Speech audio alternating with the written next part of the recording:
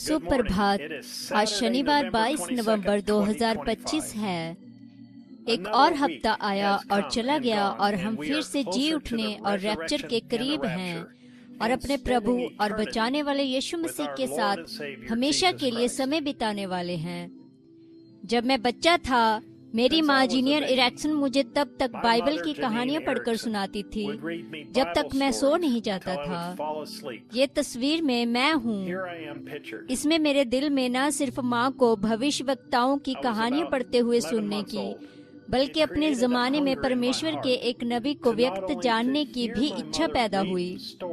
मैं हमेशा चाहता था बचपन से ही एक भविष्यवक्ता को जानूं और देखूं, उसे बोलते हुए सुनूं और देखूं कि वह लोगों से कैसे बात करता था, वह कैसे मुस्कुराता था, या जब उसकी आंखें सिकुड़ती थी तो वह कैसे दिखता था, या उसे तब तक देखना जब वह एलीजा के जमाने में उन 400 तथाकथित पैगंबर पुजारियों की बुराई करता था, या यह जानना कि उसके विचार क्या थे, वह अलग अलग हालात का सामना कैसे करता था, या परमेश्वर एक ग्रुप के जरिए नहीं बल्कि एक आदमी के जरिए खुद को कैसे जाहिर करता था।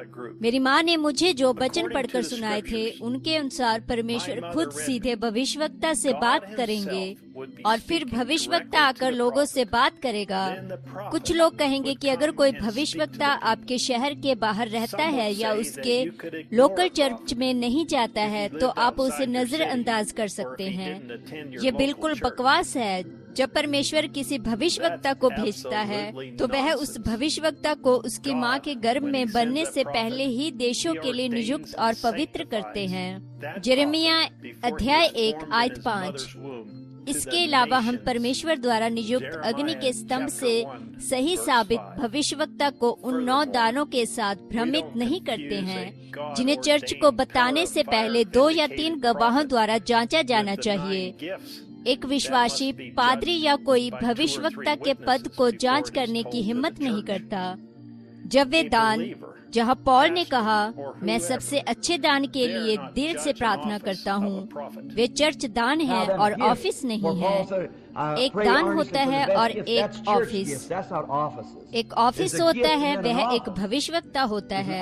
एक भविष्यवक्ता और भविष्यवाणी के दान में बहुत फर्क होता है। चर्च में भविष्यवाणी का दान सच में दिए जाने से पहले इसे 2 या 3 जांच के सामने आना होता है, जिनके पास समझ का दान, ये कहने के लिए कि क्या यह कहा भी जा सकता है। लेकिन आपने कभी किसी को यशायाह के सामने जांच करते हुए नहीं देखा। देखो, वह एक भविष्यवक्ता के तौर पर पैदा हुआ था, लेकिन वे भविष्यवक्ता वे था। उनके पास जीवन भर यहोवा यूं कहता है था। देखा बहुत फर्क है। 610212 यहोवा यिरे। हम अभी बाइबल के दिनों में जी रहे हैं। यहाँ है उकाब एक साथ इकट्ठा हो रहे हमारे भाई जोसेफ ब्रैनम का पत्र, जिन्हें उनकी माँ के गर्भ में बनने से पहले ही परमेश्वर ने खुद नियुक्त किया था। क्या आपने ध्यान दिया कि हर पत्र में वह हमें बता रहे हैं कि टेप पर जो संदेश है वह सब यहोवा यूं कहता है ही है। प्रिय ब्रहनम टैबरनेकल, हम क्या ही महिमा में समय में जी रहे हैं। वचन और दुल्हन एक हैं और एक से हैं। हम पर्दे के पीछे तेजोमय महिमा की उपस्थिति में रह रहे हैं। हम देखते हैं कि परमेश्वर अपने साथ में दूत संदेशवाहक की खाल के पीछे स्वयं को छिपा रहा है। परमेश्वर एक बार फिर से हम में से प्रत्येक में मनुष्य की खाल के पीछे स्वयं को छिपा रहा है। अब कोई प्रश्न नहीं रहा, अब कोई संदेह नहीं। हम उसके चुने हुए, पहले से ठहराए हुए, देधारी हुए वचन, सिद्ध वचन दुल्हन हैं। जब हम संसार भर से एक साथ एक होकर उसकी आवाज को बोलते हुए सुनते हैं और अपने वचन को पूर्ण रूप से प्रकट करता है, संपूर्ण प्रकाशन कि यीशु मसीह कल, आज और युग एक सा है। वचन का प्रकटीकरण एलोहिम, परमेश्वर जो देह में है, अपनी दुल्हन से बोल रहा है। परमेश्वर देह में हम में से हर एक के अंदर जीता है और वास करता है। परमेश्वर की अंतिम योजना अब हम में से पूरी तरह से प्रकट हो रही है और प्रदर्शित हो रही है।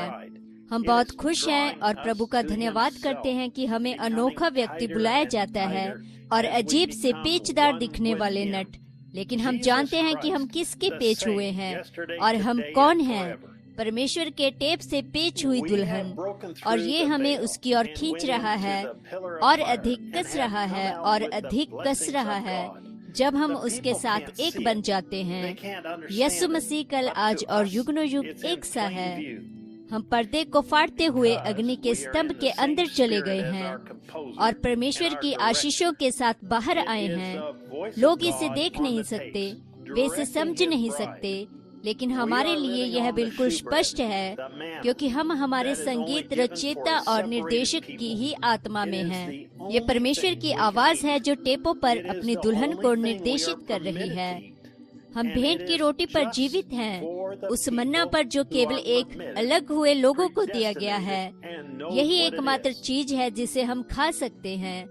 यही एकमात्र चीज है जिसे हमें खाने की अनुमति है, और ये उन्हीं लोगों के लिए है जिन्हें अनुमति मिली है, पहले से ठहराए गए और जानते हैं कि यह क्या है। मुझे बस उससे सुनना बहुत पसंद है जब वो हमें बताता है कि हम कौन हैं। वही एक जो पेंटिकोस्ट के दिन नीचे उतराया, वही पवित्र आत्मा आज महिमा से महिमा प्रकट हुआ है और अब वह अपने मूल बीज पर वापस लौट आया है। पवित्र आत्मा के बपतिस्मे के साथ, उन्हीं चिन्हों के साथ, उन्हीं अद्भुत कार्यों के साथ, वही बपतिस्मा, उसी तरह के लोग, उसी तरह से व्यवहार करते हुए, उसी सामर्थ्य के साथ, वही अनुभूति, ये महिमा से महिमा तक है। हम पवित्र आत्मा के बपतिस्मे के साथ मूल बीज पर वापस लौट आए हैं। उन्हीं चिन्हों, उन्हीं अद्भुत कार्यों, वही बपतिस्मा, उसी प्रकार के लोग और उसी तरह का व्यवहार करते हुए, उसी सामर्थ्य के साथ, वही अनुभूति। हम उसकी सिद्ध पूरी तरह से लौटाई गई वचन टेप दुल्हन हैं। हम प्रबल हो रहे हैं, टिके हुए हैं, अड़े हुए हैं, उसके उस शुद्ध वचन पर स्थिर हैं जो उसकी दुल्हन के लिए संग्रहित किया गया था। वह हमें दिन प्रतिदिन सिद्ध कर रहा है। हमारा विश्वास नई ऊंचाइयों पर पहुंच गया है क्योंकि हम जानते हैं कि हम कौन हैं, और ऐसा है जिसे अस्वीकार नहीं किया जा सकता, जिस पर कोई समझौता नहीं हो सकता, और सबसे बढ़कर यह बिना किसी शर्त के है। क्या आप पहले से भी अधिक आनंदित होना चाहते हैं? क्या आप 1000% संतुष्ट होना चाहते हैं कि जो आप सुन रहे हैं वह यहोवा यूं कहता है वाला वचन है? क्या आप परमेश्वर के वचन के द्वारा सिद्ध होना चाहते हैं? तब मैं आपको आमंत्रित करता हूं कि आकर हमसे जुड़े। ब्रैनम टैबरनेकल में इस रविवार दोपहर 12 बजे जेफरसनविले समय अनुसार, जब हम परमेश्वर की आवाज को सुनेंगे जो हमसे अनंत जीवन के वचन बोलेगी। सामर्थी परमेश्वर हमारे सामने बेपर्दा हुआ। 640629 भाई जोसेफ ब्रैनम। अगली बार तक परमेश्वर आपको आशीष दे और शालोम।